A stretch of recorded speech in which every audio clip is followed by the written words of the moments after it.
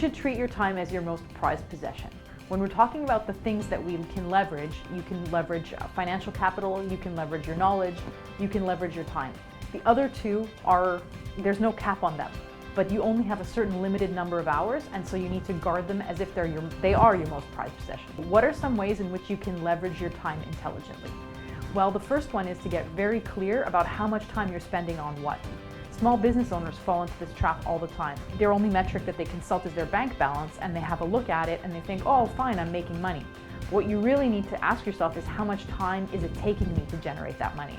And as you become an investor, you're basically starting a small business enterprise, and you don't want to get stuck in the trap of working for $5 an hour.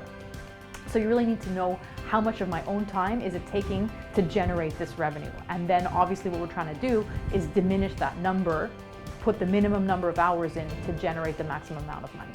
Some simple strategies are, be very clear about what your hourly rate is in your active income generation system. So let's say your hourly rate is $30 an hour. You shouldn't be doing $15 an hour jobs, because basically that's taking twice as long as it would if you worked an additional hour at work.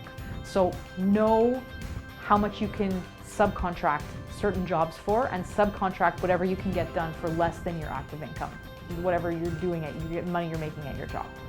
Then the next thing is about finding strategies to save time. So one of them is to optimize. Let's say you're doing visits of a unit, you want to try and make everybody come at the same time. If you have a certain amount of hours to dedicate to something, set out that amount of time and make sure that everyone else is coming in your hour. Don't run left, right, and center on everybody else's schedule. The next thing is channel communication. So when you're communicating, be it with realtors, with tenants, anyone you're working with, people have a tendency to communicate willy-nilly. And so you want to try and get them communicating in the medium that you prefer. Is it by email? Is it by text message? And you want to define how people communicate with you in a way that minimizes stress and saves you time. If you think of time as a resource, it's really a question of how are you going to invest that resource in a way that's going to give you the most potential for leverage, the most capacity to have that time generate you money. So you need to think, what am I investing this in? Investing in education, getting new skills, networking, meeting people, finding deals. Those are all high leverage ways of using your time.